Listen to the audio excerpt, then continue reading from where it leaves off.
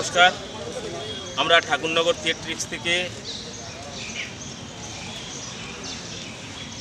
National school of drama যে ভারত রং মহোৎসব করে তার 25 বছর পূর্তি উপলক্ষে যে উদ্যোগ নিয়েছে জন রং মহোৎসব, তার একটি ছোট্ট নাটিকা আমরা এখানে প্রস্তুত করতে চলেছি। আমাদের নাটকটির নাম পঞ্চম বেদ।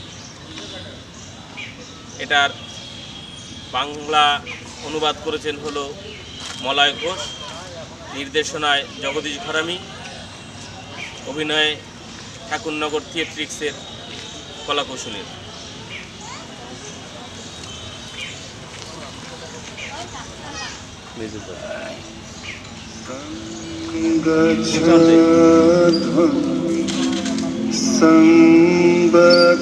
संबदाध्वं संवो मनांसि जानता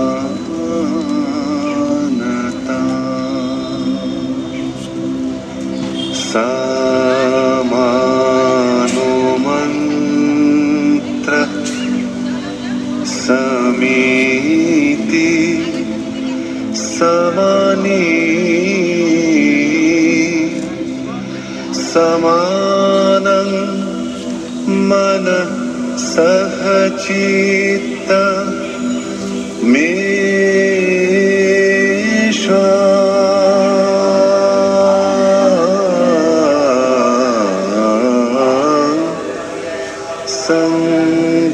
संगच्छध्वं संबदाध्वं संवो मनांसि जानता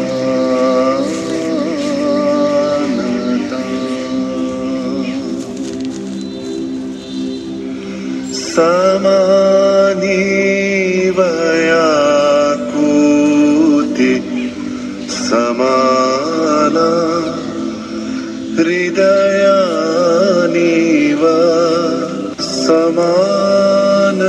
समानमस्तु वो मनो यथा वा सुसहसति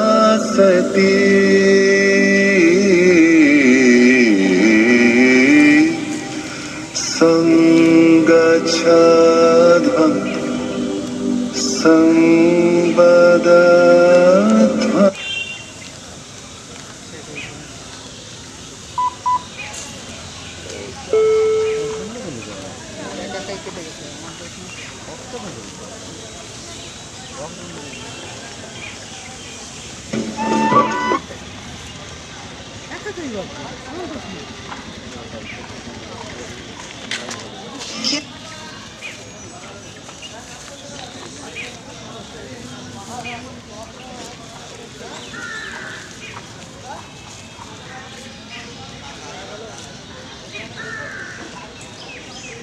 আমাদের পর্বের কাজ এখনই শেষ হলো, কিন্তু আমরা যা শিখেছি তা আমাদের অনুশীলন করা দরকার। কিন্তু মাথায় রাখতে হবে এটি একটি নতুন পরীক্ষা, তাই এখানে ভুল করা কিন্তু একদমই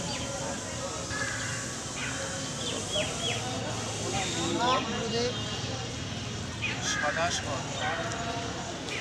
বলো বৎসরা, তোমাদের হঠাৎ এখানে আগমনের উদ্দেশ্য কি?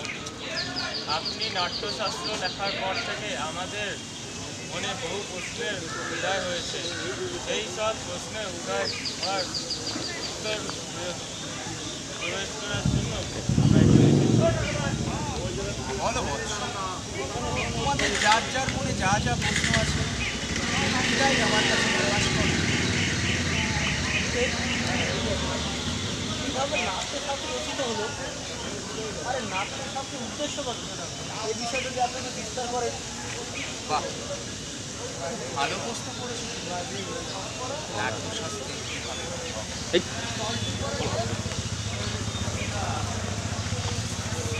তাহলে শোনো,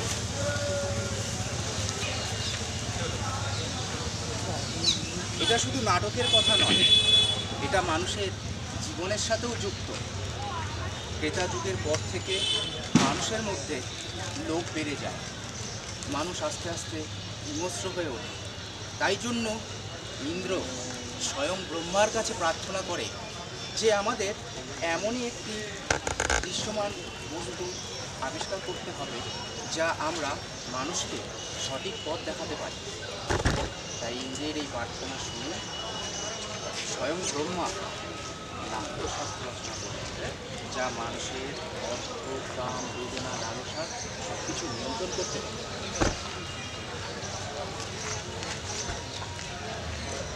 সাধু সাধু। এবার আমরা জানি বেদ হলো সকল জ্ঞানের ভাণ্ডার। জগতের সকল রহস্য এই বেদে লুকিয়ে আছে। তাহলে আমরা কেন এই নতুন বেদ সৃষ্টি করব? হ্যাঁ, ভালো প্রশ্ন করছি। নতুন বেদ সৃষ্টি করার কারণ হলো মানুষকে সঠিকভাবে সঠিক ধারণা দেওয়া। নাটকই একমাত্র মাধ্যম যা মানুষকে ধর্ম এবং সঠিক শিক্ষার পথে নিয়ে যেতে পারে। তাই ভগবান স্বয়ং ব্রহ্মা নাট্যশাস্ত্র থেকেই নাট্যবেদ রচনা করেন। আচ্ছা গুরুদেব, এই যে বেদ তত্ত্ব আর যে সমস্ত বিষয়গুলি নিয়ে আমাদের যে উপাদান, মানে বেদ তত্ত্বের যে উপাদানগুলি নিয়ে যে বেদ নাট্য সৃষ্টি হয়েছে, এই বিষয়টা যে আর একটু বিস্তার করেন আমাদের মধ্যে।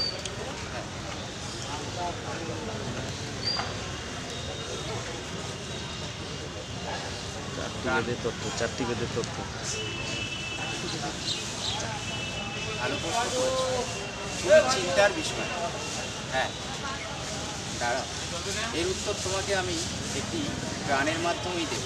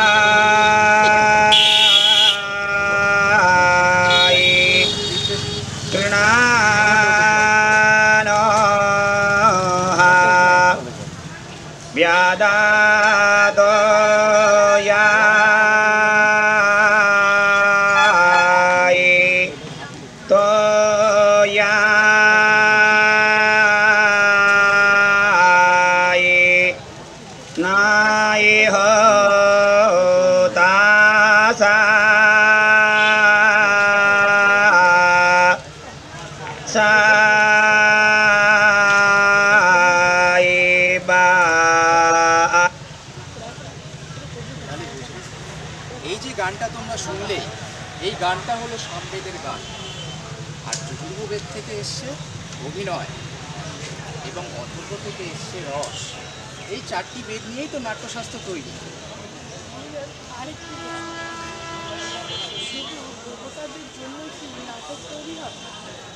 না না না, রাক্ষসরাও স্বয়ং ব্রহ্মার কাছে ঠিক একই ধারণা নিয়ে চিন্তিত ছিল।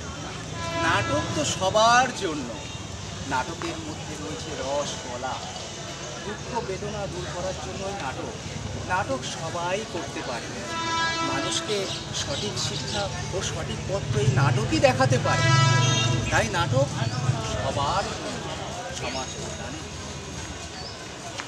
আশ্চর্য গুরুদেব, পুরো সৃষ্টি লৌকিক, অলৌকিক, ধর্ম, শিল্প সবের নাটকের মধ্যে বিস্তারিত।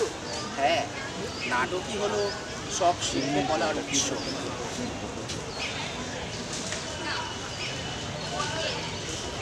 নাটকের অদৃশ্যই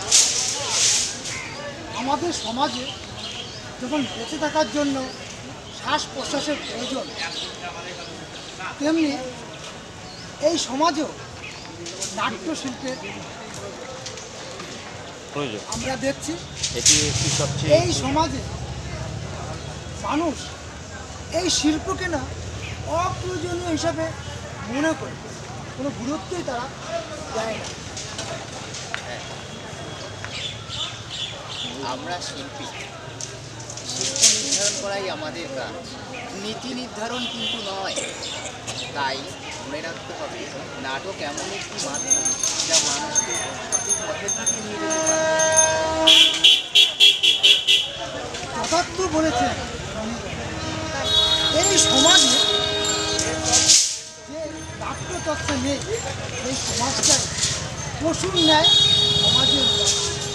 বাহ বাহ বৎসরা বাহ, এই তো তোমরা বুঝতে পেরেছো। তাহলে শিল্প ও শিল্পীর গুরুত্বপূর্ণ কিন্তু আমাদের সমাজে অসীম, এটা সকলকে বলে রাখতে হবে। যথার্থ বলেছেন। আমরা বুঝলাম সবাই আমরা বুঝলাম আমরা বুঝলাম গুরুদেব, পঞ্চম বেদ পঞ্চম বেদ সমস্ত বেদের জ্ঞান নিয়ে তৈরি জ্ঞান নিয়ে তৈরি হয়েছে। নাটকবৃন্দ। তাপসবৃন্দের সমস্ত নাট্যকর্মীরা তোমাদের জন্য অপেক্ষা করছে। তারা তোমাদের স্বাগত জানাতে প্রস্তুত। তোমরা যাও, সেখানে গিয়ে নাটক উপভোগ করো। যাও যাও, তোমরা যাও।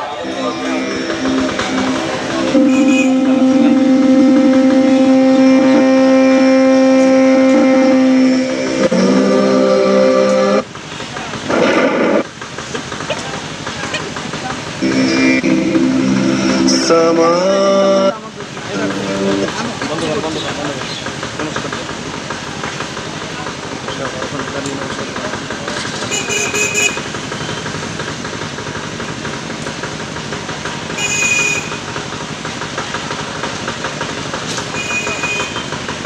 নমস্কার।